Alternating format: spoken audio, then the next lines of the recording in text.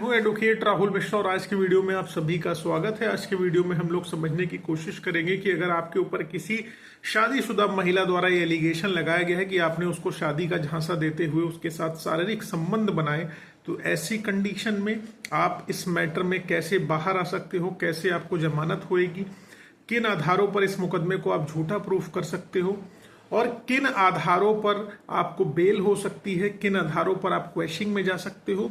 और सबसे इंपॉर्टेंट चीज ये है कि आप किन जजमेंट्स का हवाला देते हुए उसमें उसकी सहमति प्रूफ करके अपने आप को इस जंजाल से बाहर निकाल सकते हो। डिटेल में बात करेंगे, लेकिन उससे पहले हर बार की तरह आपसे मेरी रिक्वेस्ट है कि अगर आप लोग चैनल पर नए हैं या पहली बार आ रहे हैं, अभी तक आप लोगों ने इसे सब्सक्राइब नहीं किया तो प्लीज सब्सक्राइब करिएगा। साथ ही साथ एक हम्बल रिक्वेस्ट और है कि अगर आपने मुझे फेसबुक, इंस्टाग्राम, ट्विटर पर फॉलो नहीं किया तो वहां फॉलो करिएगा। लिंक आपको डिस्क्रिप्शन में मिल जाएगा।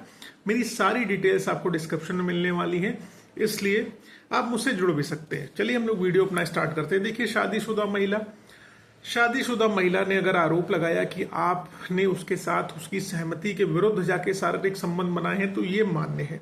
कोई महिला सिंपली रेप के एलिगेशन आपके विरुद्ध लगा सकती है, वो कोर्ट मान लेती है, कंसिडर कर लेती है कि आपने उसके साथ जबरदस्ती से संबंध बनाए होंगे, ये स्वीकृत है। लेकिन जहां पर शादीशुदा महिला ये कहती है कि उसको आपने शादी का झांसा देते हुए उसके साथ शारीरिक संबंध बनाए, तो ऐसी कंडीशन में ये मानना बेहद कठिन हो जाता है कि जिस महिला की ऑलरेडी शादी हो रखी है, उसका एक पति है जिसकी मौत नहीं हुई है, वो भी जीवित है, जिंदा है, उससे तलाक नहीं हुआ है, उस महिला को आखिरकार कोई व्यक्ति शादी का झांसा कैसे दे सकता है?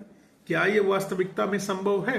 तो सबसे महत्वपूर्ण प्ली आपकी यही होनी चाहिए अपनी बेल एप्लीकेशन में या एफआईआर क्वेश्चनिंग की स्टेज पर कि भाई साहब, इनकी ऑलरेडी शादी हो रखी है, इनको पहले पति से बच्चे भी हैं और उससे इन्होंने तलाक नहीं लिया है, ना तलाक फाइल किया है। तलाक फाइल भी किया हो तो भी आप ये नहीं कह सकती कि आपको शादी का झांसा देते हुए संबंध बनाए गए, क्योंकि अभी वर्तमान में आपके पति का उसके साथ संबंध है। आपने अपने पति को वर्तमान में भी छोड़ा नहीं, भले आप उससे अलग रह रही हो, लेकिन आपने उसको लीगली तलाक नहीं दिया है। तो लीगली आप किसी और से वेडेड हो, किसी और की पत्नी हो, तो आप जब तक तलाक नहीं होगा किसी अन्य व्यक्ति से कैसे शादी कर सकती हो?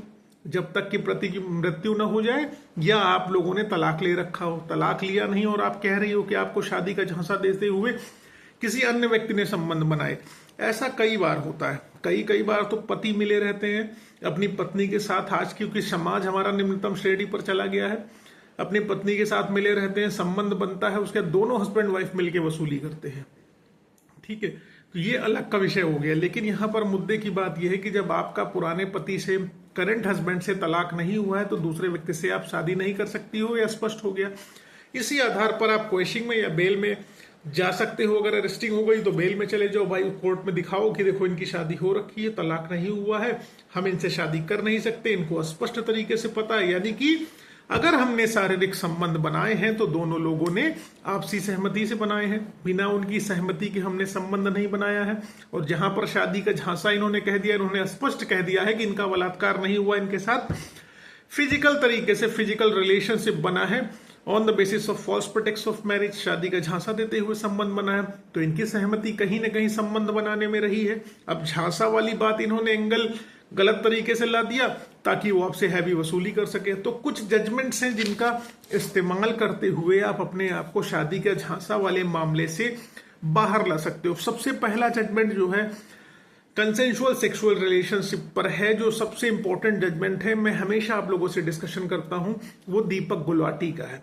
दीपक गुलाटी का जजमेंट जो है बहुत महत्वपूर्ण है। दीपक गुलाटी के जजमेंट जो 2013 में आया हुआ था, दीपक गुलाटी के जजमेंट पे क्लियर कट एक्सप्लेनेशन दे रखा हुआ है इस मैटर को लेके, कंसेंशुअल सेक्सुअल रिलेशनशिप को लेके। तो ये जजमेंट का इस्तेमाल करते हुए आप इस जंजाल से बाहर आ सकते हो। दूसरा जजमेंट है Sonu Ilyas Subhash Kumar versus state of UP. ये जजमेंट आता है आपका 2017 में, ये भी कंसेंशुअल सेक्सुअल रिलेशनशिप में था।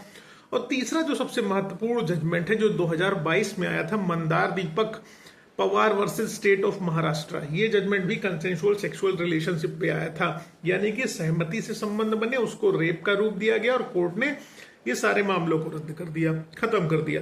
तो इस तरीके से जब भी आपके विरुद्ध कोई झूठा मुकदमा इस तरीके का पंजीकृत कराए तो आप डेफिनेटली एफआईआर क्वेश्चनिंग में जाइए, अपने आप को इन जजमेंट्स का हवाला देते हुए प्रोटेक्ट आप कर सकते हैं।